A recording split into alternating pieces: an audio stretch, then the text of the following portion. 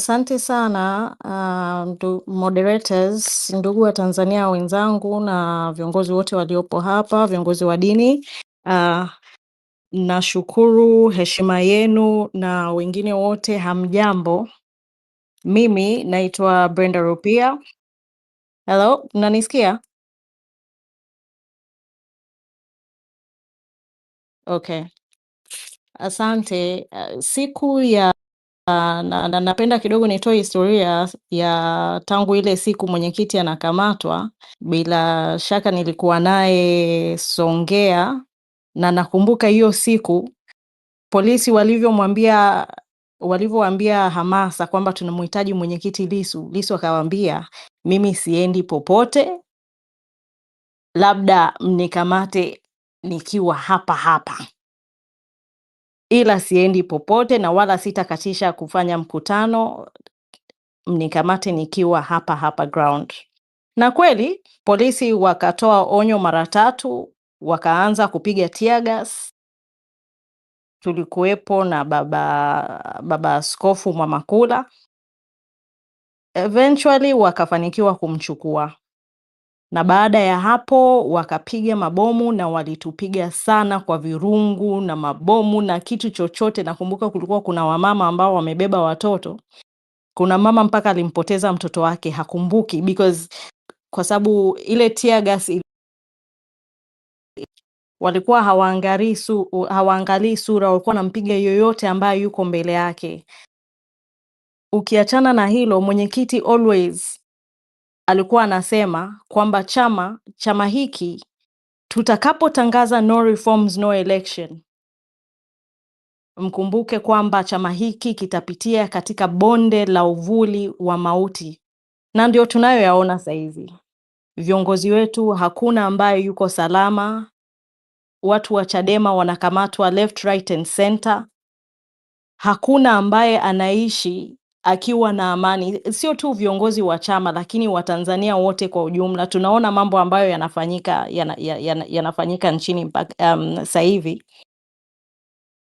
Hii serikali haram ambayo ipo imejipa madaraka yote, wamejiona sasa wao ndio Mungu watu, wanaweza wakafanya chochote na hakuna kitu mtawafanya, na hakuna mtu wa kuambia wala kuwashauri lolote. Sasa kwa sababu mimi hii ni siku ya mwenyekiti, naomba niwaambie Watanzania kwamba mimi Brenda na wanachama walio wengi hatutamsaliti mwenyekiti Lissu, kwa sababu alikuwa anapambania cause, na hiyo cause ni ya kutetea haki ya Watanzania. Sijaona katika hao viongozi haramu hata mmoja ambaye anapambania haki ya Watanzania zaidi ya kupambania matumbo yao peke yao. Kwa hiyo sisi hilo tumekataa kuwasaliti Watanzania, na msimamo wa ni kwamba sisi tutawasikiliza Watanzania wanataka nini, na kusikiliza Tanzania, na ndio na huo msimamo wa no reforms, maana ulikuwa sio msimamo wa chama, ila ulikuwa ni msimamo wa wananchi, na tumeendelea kuupambania mpaka dakika hii na hatutarudi nyuma. Kila siku tunamsikia hata makamu mwenyekiti Heche anasema hatutapiga magoti, tunataka haki itendeke na ionekane ikitendeka, sio kwa maneno. Hii nchi ni a multi-party democratic system. Inatakiwa itawaliwe kwa utawala wa sheria, na hatutasimama, hatutarudi nyuma mpaka hawa viongozi haramu wajue kwamba hii nchi ni ya Watanzania. Hakuna aliyealikwa hapa, wote tumezaliwa kwenye nchi hii. Kwa hiyo it is our birthright kuipigania nchi hii. Naomba niseme kwamba nataka kupongeza viongozi na moderators ambao wamelifungua jukwaa hili. Ni muhimu sana wote tusisaliti mapambano, na kila mmoja ambaye anaweza akapambana apambane kwa aina yoyote ambaye anaiweza yeye. Tusikae kimya.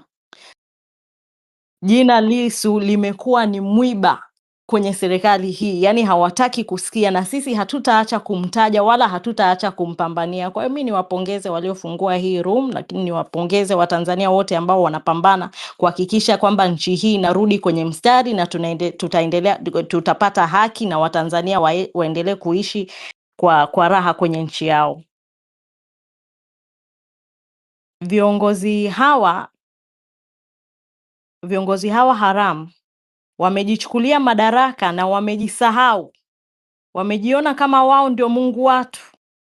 Na Mwenyezi Mungu anasema atakayeua kwa upanga atakufa kwa upanga. Hilo jambo linakuja, ndugu zangu wa Tanzania. Tuendelee kuwa watulivu, tuendelee kusubiri. Sisi kama chama tunapambana night and day, hatujasahau cause. Sometimes tunakaa kimya, ni kweli, tunakaa tunawaangalia, tunategemea kwamba maybe kesho kutwa, lakini kadri siku zinavyoenda tumekuwa tunapata tetesi kwamba wana mpango wa kumshikilia mpaka 2030, lakini hilo halitafanyika katika uwezo wa Mungu. Na Mwenyezi Mungu anasema kwa yoyote anayeniamini mimi, hii ni kwa mimi ni muumini wa Kikristo. Kwa hiyo na imani kabisa kwamba mwenyekiti hatakaa mpaka hiyo mwaka 2030. It's too far. Tumeshashtaki kwa Mungu sana, lakini tunaendelea kushtaki na tutaendelea kuwashtakia Watanzania. Kila siku tutaendelea kumuimba mwenyekiti Lissu. Sisi kama chama tarehe 9 mwezi huu tuna mpango wa kuadhimisha siku 365 ya kupambania haki akiwa gerezani mwenyekiti Tundu Antipas Lissu, na jina theme nafikiri mtakuwa ameshaanza kuona kwenye mitandao ya kijamii.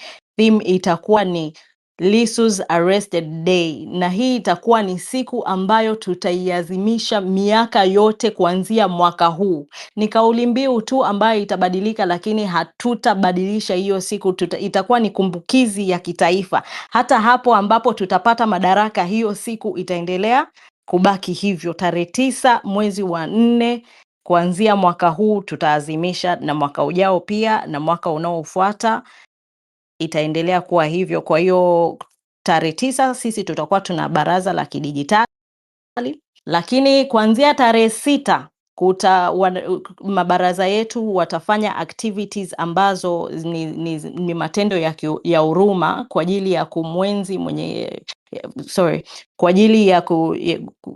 kwa ajili ya kumsupport mwenyekiti akiwa gerezani. Baraza la vijana litafanya tarehe 6, Bawacha tarehe 7, tarehe 8 itakuwa ni baraza la wazee, na chama kitafanya baraza la kidijitali.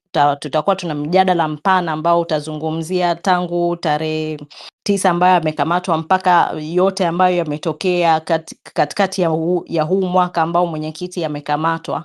Kwa hiyo ni waombe mfuatilie hiyo siku na mjoin kama ambavyo mmejoin room hii. Tutafanya, itakuwa ni online, tutaunganisha majukwaa yote ikiwemo TikTok, Instagram, Facebook, you name it. Lakini pia tutarusha kwenye mtandao wetu wa chama na tutarusha pia kwenye YouTube, na tunategemea kuona mengi yanazungumzwa kwenye jambo hilo. Nisichukue muda wenu mwingi, niseme tu kwamba tulikuwa tunategemea kwamba hiyo ripoti ya tume haramu, tume ambayo sisi Chadema tulikataa, pamoja na kwamba tulikataa, bado still tunajua kwamba wana mpango wa kuwalaumu Chadema kwa kile kilichofanyika tarehe 29. Kwa hiyo sisi tunawasubiri na tutawajibu. Na yoyote ambaye anasema kwa nini Chadema mnaendelea kuongelea hii serikali haramu hata kama mlikataa, tutaendelea kuiongelea kwa sababu sisi ni walipa kodi wa nchi. Na hao watu wanakula pesa zetu. Kwa hiyo tutaendelea kuwasema, tutaendelea kuongelea kuhusu tarehe 29 Oktoba mpaka hapo ambapo tutapata haki. Nashukuru sana moderator, nafikiri ndio hayo ya kwangu. Naomba kama makamu yupo aendelee.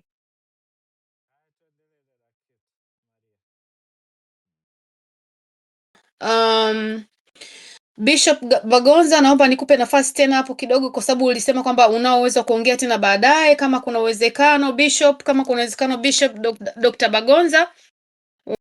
Sawa, napenda kuwasalimieni ndugu zangu wote na kuwatakieni heri na baraka katika sikukuu za Pasaka ambazo tayari tumezianza, na mimi napenda kuwashukuru sana kwa kunipa mwaliko wa kuja kujifunza kuongelea hivi vitu kwenye simu. Napenda kuwashukuru sana kwa kunitafuta na kuweza kunikaribisha hapa. Sasa mimi niende moja kwa moja kwenye mada yetu. Nitangulie kusema kwamba ndugu yetu Tundu Lissu anamaliza mwaka akiwa mahabusu, na kwa utaratibu wa kwetu Tanzania katika mfumo wa haki jinai kuna mstari mwembamba sana unaotenganisha mahabusu na wafungwa. Kwa hiyo mwenzetu ni kama tayari ameanza kutumikia kifungo sasa mwaka mzima, wakati hata kuhukumiwa hajahukumiwa. Hili ni jambo ambalo linaleta shida sana katika mawazo ya wengi, kwa sababu linakiuka kabisa ule msingi wenyewe wa haki wa mtu. Daima ataendelea kuonekana hana kosa mpaka atakapohukumiwa. Sasa kukaa mwaka mzima gerezani wakati hujahukumiwa, na labda ije ifike mahali waseme hana kosa, wakati umeshatumika muda wote huo umeteseka, ni jambo linalotia huzuni. Na katika hili jambo halina chama, halina dini, mtu yeyote anaweza kumfika. Ndio maana mimi nimekuwa nikitoa wito kwamba mihimili yetu mitatu, mahakama, bunge na serikali, waliangalie hili na kulifanyia kazi haraka, kwa sababu linakiuka kabisa misingi ya haki za binadamu inayomtaka mtu aendelee kuonekana ni innocent mpaka atakapohukumiwa. Kwa nini mtu akae ndani wakati hajahukumiwa? Sasa baada ya kusema hilo, ninapenda nizungumze kwanza makosa ya kimkakati ambayo yamefanyika dhidi ya Lissu na kumfanya Lissu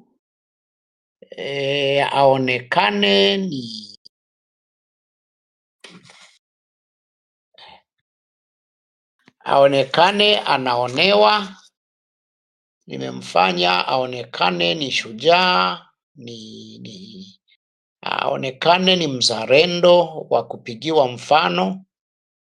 Lakini kimsingi Lissu kama mwanadamu anaweza kuwa na makosa yake, na naamini anayo ya kutosha, lakini kuna makosa ya kimkakati yamefanyika dhidi yake na kumfanya awe wa viwango ambavyo vinaanza sasa kupigiwa mfano. Nitataja makosa ya kimkakati.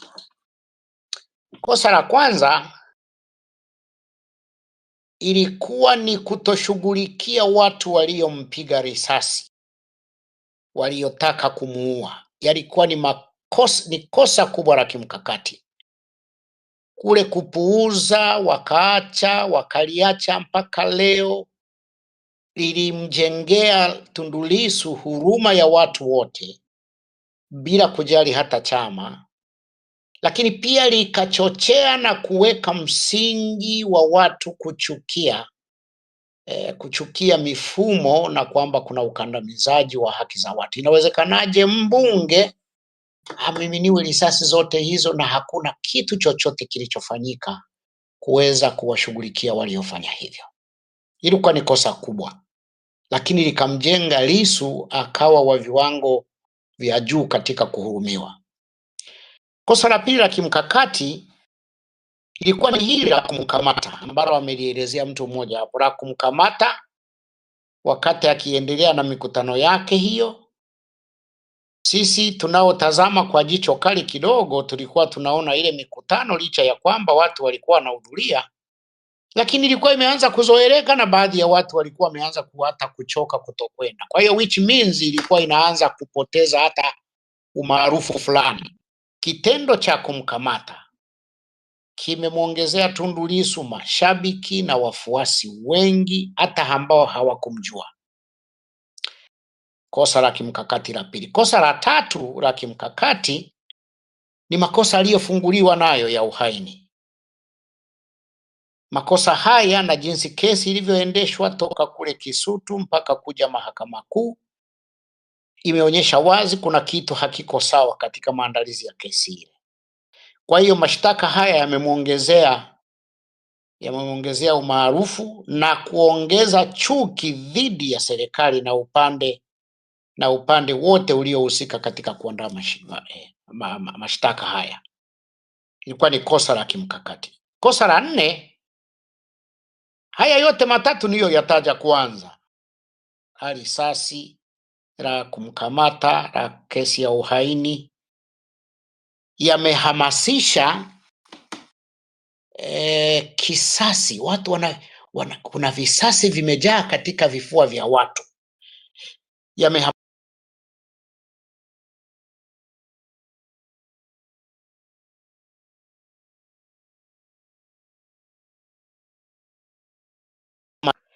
Halo?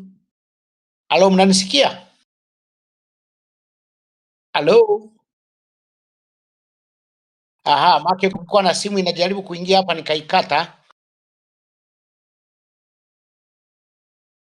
Sawa, Sasa haya yote ndiyo yataja yamesababisha kitu kinachoitwa kisasi katika vifua vya watu. Walio madarakani wana hofu ya kulipwa kisasi. Wanaotafuta madaraka ni kama nao katika hali ya hasira na mihemko, wakati mwingine wanaonekana wanapania watalipa kisasi wakiingia madarakani. Kwa hiyo hii roho ya kisasi ambayo imejengwa kutokana na makosa ya kimkakati ni mbaya sana. Ndiyo sababu unaona akifa kiongozi wa serikali watu wanashangilia.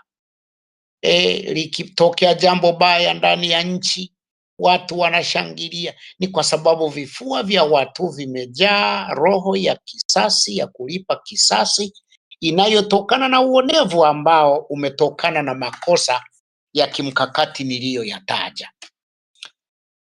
Sasa nikisha sema hayo makosa ya kimkakati, nirudi tena kwa ndugu yetu Tundu Lissu.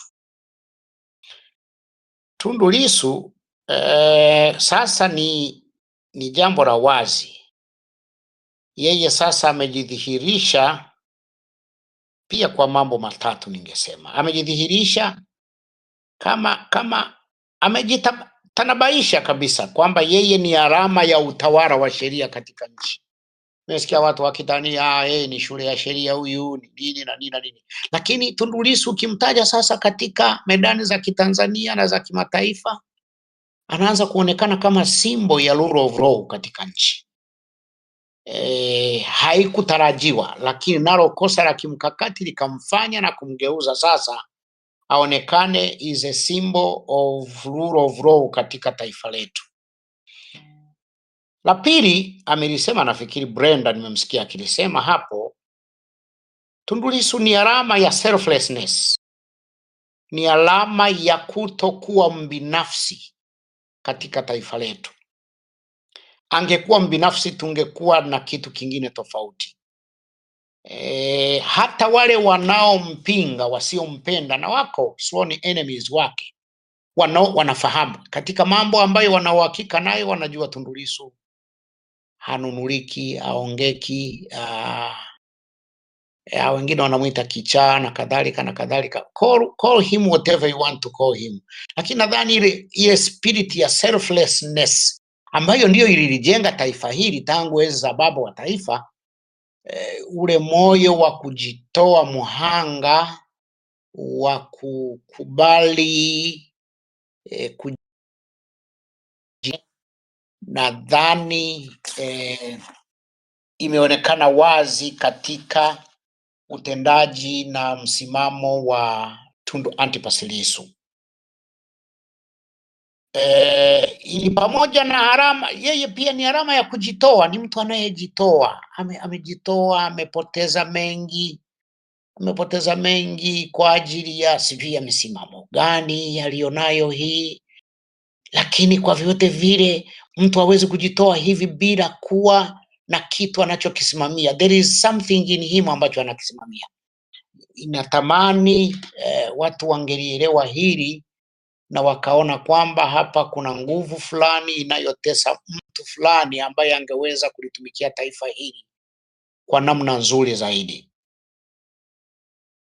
Kwa hali hiyo, ndugu yetu Tundu Lissu, mimi ninavyomuona, amegeuka kuwa kivutio kwa vijana wetu, amekuwa role model, amekuwa mentor wa vijana wetu. Sisi tulio wazee sasa tunaondoka, we are on exit launch. Vijana wetu wengi ambao ni wadadisi wanapotazamia kutafuta mtu wa kumuiga, wa kufanana, I think Tundu Lissu anawavutia zaidi. Anawatia moyo watumishi waaminifu katika ofisi zetu za umma, ya kwamba inawezekana kutumika na kutumikia watu bila fedha, bila kuhongwa.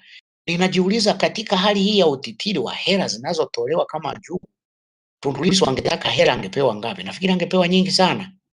Angepewa nyingi sana. Sasa labda nisipoteze muda wenu mwingi, nimalize. Kutokana na haya niliyoyasema, ziko hatari mbele yetu zinatukabili. Tundu Lissu kuendelea kubaki ndani ya gereza bila kuhukumiwa, bila kesi yake kuendelea, ziko hatari nne. Ziko hatari nne zinalikabili taifa letu na sio za kuchezea. Hatari ya kwanza, hivi sasa taifa letu likivamiwa na maadui kutoka nje, tutashindwa vibaya sana, kwa sababu tumegawanyika kama taifa. Tutajikuta tuna raia wanaomshangilia adui anayetupiga, mabeberu hawa tunaowasingizia kila wakati. Tumegawanyika sana kiasi kana kwamba watu hawaijua.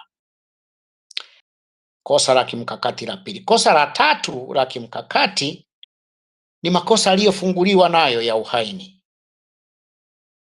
Makosa haya na jinsi kesi ilivyoendeshwa toka kule Kisutu mpaka kuja Mahakama Kuu imeonyesha wazi kuna kitu hakiko sawa katika maandalizi ya kesi ile. Kwa hiyo mashtaka haya yamemuongezea umaarufu na kuongeza chuki dhidi ya serikali na upande wote uliohusika katika kuandaa mashtaka haya. Ilikuwa ni kosa la kimkakati. Kosa la nne, haya yote matatu niyo yataja kwanza: la risasi, la kumkamata, la kesi ya uhaini, yamehamasisha kisasi. Watu kuna visasi vimejaa katika vifua vya watu. Yamehamasisha chuki dhidi ya serikali na upande wote uliohusika katika kuandaa mashtaka haya. Ilikuwa ni kosa la kimkakati. Kosa la nne, haya yote matatu niyo yataja kwanza: la risasi, la kumkamata, la kesi ya uhaini, yamehamasisha kisasi. Watu kuna visasi vimejaa katika vifua vya watu. Yamehamasisha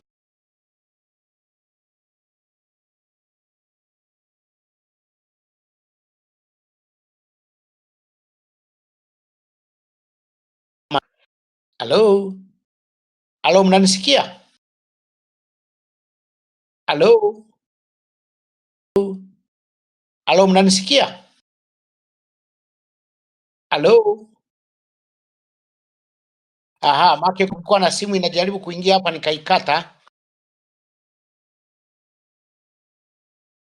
Sawa, Sasa haya yote ndiyo yataja yamesababisha kitu kinachoitwa kisasi katika vifua vya watu. Walio madarakani wana hofu ya kulipwa kisasi. Wanaotafuta madaraka ni kama nao katika hali ya hasira na mihemko, wakati mwingine wanaonekana wanapania watalipa kisasi wakiingia madarakani. Kwa hiyo hii roho ya kisasi ambayo imejengwa kutokana na makosa ya kimkakati ni mbaya sana. Ndiyo sababu unaona akifa kiongozi wa serikali watu wanashangilia. Likitokea jambo baya ndani ya nchi watu wanashangilia. Ni kwa sababu vifua vya watu vimejaa roho ya kisasi, ya kulipa kisasi, inayotokana na uonevu ambao umetokana na makosa ya kimkakati niliyoyataja. Sasa nikisha sema hayo makosa ya kimkakati, nirudi tena kwa ndugu yetu Tundu Lissu. Tundu Lissu sasa ni jambo la wazi. Yeye sasa amejidhihirisha pia kwa mambo matatu ningesema. Amejidhihirisha kama amejitanabaisha kabisa kwamba yeye ni alama ya utawala wa sheria katika nchi. Nimesikia watu wakidhania ni shule ya sheria huyu, ni nini na nini na nini. Lakini Tundu Lissu ukimtaja sasa katika medani za kitanzania na za kimataifa, anaanza kuonekana kama symbol ya rule of law katika nchi. Haikutarajiwa, lakini nalo kosa la kimkakati likamfanya na kumgeuza sasa aonekane is a symbol of rule of law katika taifa letu. La pili amelisema, nafikiri Brenda nimemsikia akilisema hapo, Tundu Lissu ni alama ya selflessness, ni alama ya kutokuwa mbinafsi katika taifa letu. Angekuwa mbinafsi tungekuwa na kitu kingine tofauti. Hata wale wanaompinga, wasiompenda, na wako sworn enemies wake, wanafahamu katika mambo ambayo wanauhakika nayo, wanajua Tundu Lissu hanunuliki, aongeki, wengine wanamuita kichaa na kadhalika na kadhalika. Call him whatever you want to call him. Lakini nadhani ile spirit ya selflessness ambayo ndiyo ililijenga taifa hili tangu enzi za baba wa taifa, ule moyo wa kujitoa muhanga, wa kukubali nadhani imeonekana wazi katika utendaji na msimamo wa Tundu Antipas Lissu. Ili pamoja na alama, yeye pia ni alama ya kujitoa, ni mtu anayejitoa. Amejitoa, amepoteza mengi kwa ajili ya sivia misimamo gani alionayo hii, lakini kwa vyote vile mtu hawezi kujitoa hivi bila kuwa na kitu anachokisimamia. There is something in him ambacho anakisimamia. Inatamani watu wangelielewa hili na wakaona kwamba hapa kuna nguvu fulani inayotesa mtu fulani ambaye angeweza kulitumikia taifa hili kwa namna nzuri zaidi. Kwa hali hiyo, ndugu yetu Tundu Lissu, mimi ninavyomuona, amegeuka kuwa kivutio kwa vijana wetu. Amekuwa role model, amekuwa mentor wa vijana wetu. Sisi tulio wazee sasa tunaondoka, we are on exit launch. Vijana wetu wengi ambao ni wadadisi wanapotazamia kutafuta mtu wa kumuiga, wa kufanana, I think Tundu Lissu anawavutia zaidi. Anawatia moyo watumishi waaminifu katika ofisi zetu za umma,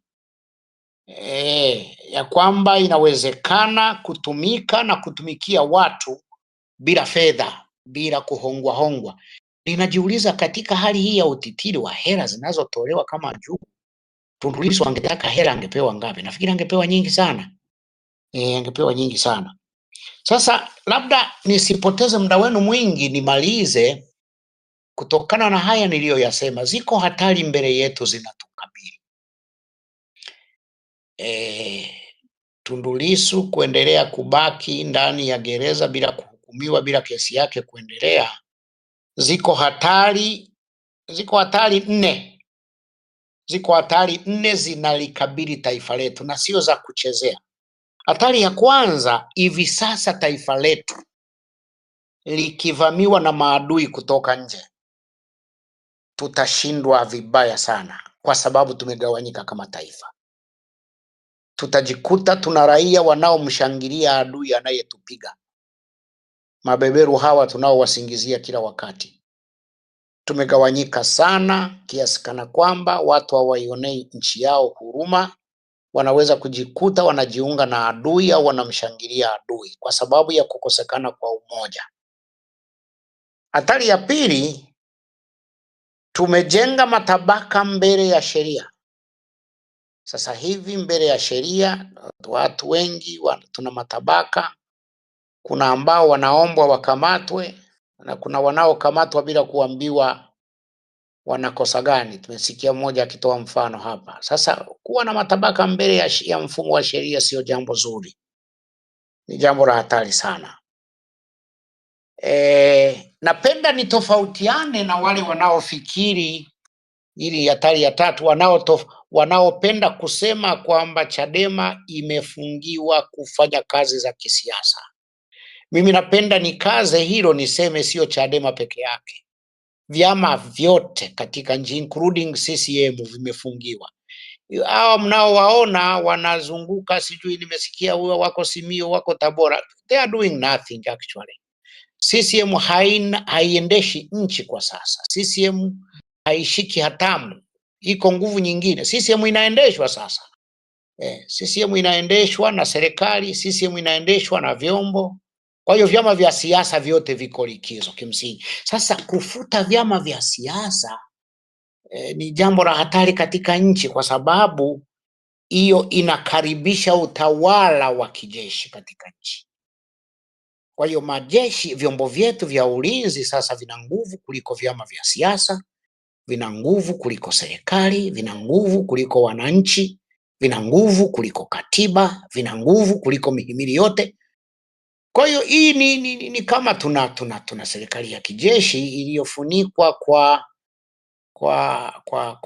kwa shuka fulani hivi. Tunaona dude fulani limefunikwa, tunafikiri ni serikali ya kidemokrasia, lakini kimsingi ni vyombo vyetu ndio vinavyoagiza na kuendesha mambo yetu. Kwa hiyo si Chadema peke yake, hata CCM iko kifungoni kwa maoni yangu, na kila mtu ana maoni yake. Alafu hatari ya nne ni kama kutokana na hilo la tatu nilolisema, hata uraisi, ile presidency kama iko ama presidency imekuwa ni ya chama au presidency imekuwa ni ya vyombo. Hatuna tena rais ambaye anakuwa ni rais wa watu wote, kwamba mbele ya watu wote anakuwa ni neutral, anakuwa hana alama, hana harufu ya chama. Mtu yeyote anaweza kumwendea akamsikiliza akajua atatendewa haki. Tuna rais wa chama ama tuna rais wa vyombo. Sasa presidency ni institution, urais ni taasisi.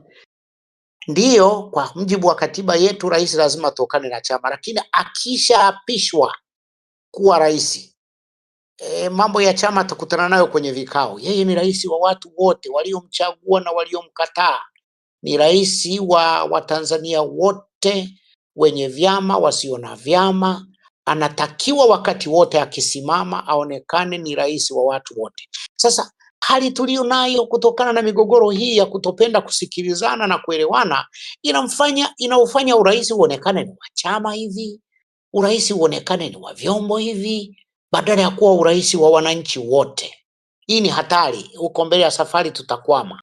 Sasa kwangu mimi, usugu huu wa watu kuua na bila kujali kama wanaua, na watu kuwa tayari kuuawa bila kujali nini kitatokea, kwa sababu hawana cha kupoteza zaidi ya kuuawa, si afya kwa taifa letu, si afya kwa taifa letu. Actually ina impact hata wale ambao hawako tayari kuua, inawa impact hata wale ambao hawako tayari kuuawa. Wewe ambaye hauko tayari kuuawa, hauko tayari kuingia barabarani, huwezi kuishi kwa amani katika jamii ambako watu wanauawa ovyo ovyo. Na wewe ambaye hauko tayari kuua, haupo tayari kutii amri ya kuua, huwezi kuishi kwa amani katika jamii ambapo kuna watu ambao wana leseni ya kuua mkononi na wanaitumia. Sasa nafikiri maneno haya sijui kama nayaeleza na yananifanya nijieleze vizuri mbele yenu na nieleweke kwamba sawa. Kwa hiyo marches, kuzuia watu wasiingie barabarani ili wasiuawe ni jambo jema kama alivyosema mzee Jenerali, lakini wakati ule ule ikiwa una mfumo ambao unaamini watu hawawezi kuingia barabarani kwa sababu wanaogopa kufa, na kwa hiyo mfumo huo hauko tayari kufanya chochote kubadilika kwa vile unajua watu hawako tayari kufa, pia sio afya. Ninahisi kana kwamba ninawapoteza baadhi ya watu wanaonisikiliza, kwamba pale watu wanapoogopa kuingia barabarani na viongozi wao wakawazuia wasiingie barabarani kwa sababu wanajua wakiingia watakufa, na ukawa na mfumo ambao unaamini watu hawawezi kuingia barabarani kwa sababu wanaogopa kufa, na kwa hiyo mfumo huo hauko tayari kufanya mabadiliko kwa sababu hamna cha kufanya kwa vile mnaogopa kufa. Hali hiyo si afya. Hakuna maendeleo ya maana yatakayopatikana katika nchi hiyo. Itakuwa ni siku inafika jioni, mnarudi, hakuna kinachobadilika.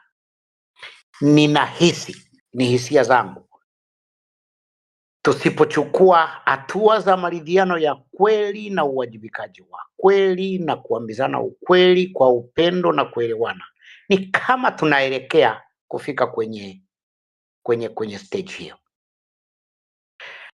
Tumefikaje hapa? Nilikuwa najiepusha sana mara nyingi kujibu hili swali na tumefikaje hapa. Kwa sipendi, nilikuwa nasema tumeshafika, kwa hiyo tusijiulize tumefikaje. Badala yake tujiulize tunatokaje, badala ya kujiuliza tumefikaje hapa. Lakini sasa tulikofika, nadhani hatuwezi kujua namna ya kutoka mpaka tujiulize tumefikaje. Eneo la kwanza lililotufikisha hapa, ambalo nyinyi hapa jukwaa nafikiri mnajaribu kulitatua, ni kufa kwa mijadala katika nchi. Sisi na akina Jenerali Ulimwengu tumebaki wachache katika taifa kwa sababu wengi wameondoka. Ni matunda ya kushamiri kwa mijadala tangu shule za msingi, sekondari, high school, kuja vyuo vikuu. Hata baada ya vyuo vikuu kulikuwa bado tuna mijadala ya kitaifa na kikanda. Kwa hiyo mijadala ile ilisaidia watu kupumua, ilisaidia watu kujenga uwezo wa kuyajadili masuala ya kitaifa kwa upana. Mijadala ile ilisaidia hata watu wasiosoma sana kupata fursa ya kuwasikiliza watu waliojaliwa kusoma wakichambua masuala ya nchi, ya dunia.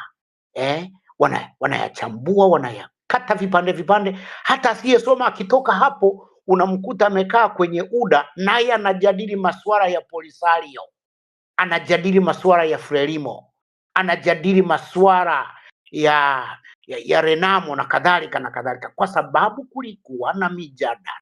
Sasa culture ya mijadala imekufa katika taifa letu.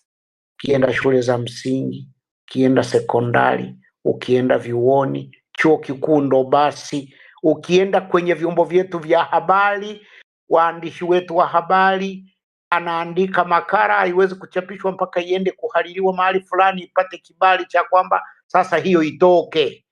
Haya, hata mijadala ya miaka ya karibuni wakati wa awamu ya 3 ya akina General Mande, akina Kasongo, Amza Kasongo, ambayo watu walikuwa wanakimbia, hata kama yuko kwenye baa anakimbia kurudi nyumbani mapema, atazame TV aone leo kuna mjadala kuhusu nini. Kitimoto kwenye ITV, watu wamebaki na mambo yao ndani ya vifua, hakuna mijadala. Unapofungia watu kujadili, ukazuia uhuru wao wa kutoa maoni, kinachotokea ni kibaya sana katika taifa. Kwa hiyo hilo ni eneo la kwanza ambako tumeprove failure, kufa kwa mijadala katika taifa letu. Halijadili. Hata ukienda bungeni hakuna mjadala. tulikuwa na mijadala mizuri bungeni hata chini ya chama kimoja kuliko sasa tulivyo na vyama vingi. Mijadala iliyokuwa inalitikisa taifa unaona liko sawa sawa. Sasa kufa kwa mijadala kukaleta kifo kingine, kufa kwa ubunifu wa kupambana na aina zote za ukandamizaji. Amelizungumzia kidogo mzee Jenerali. Ukishaua mijadala unaua na ubunifu. Kwa ndio maana watu wengi hata hapa niliwasikia wanazungumzia, kila mtu akizungumza tuandamane, tuende Ukonga, tutikise magereza, tumtoe Tundu Lissu, tuandamane. Sawa, hiyo ni njia moja, lakini enzi zile tunasoma hata kwenye literature na uchambuzi, zilikuwepo njia nyingi sana za demonstration. Maandamano yalikuwa ni mojawapo, kulikuwa na migomo, kulikuwa na hizo manifestations alizozisema Jenerali.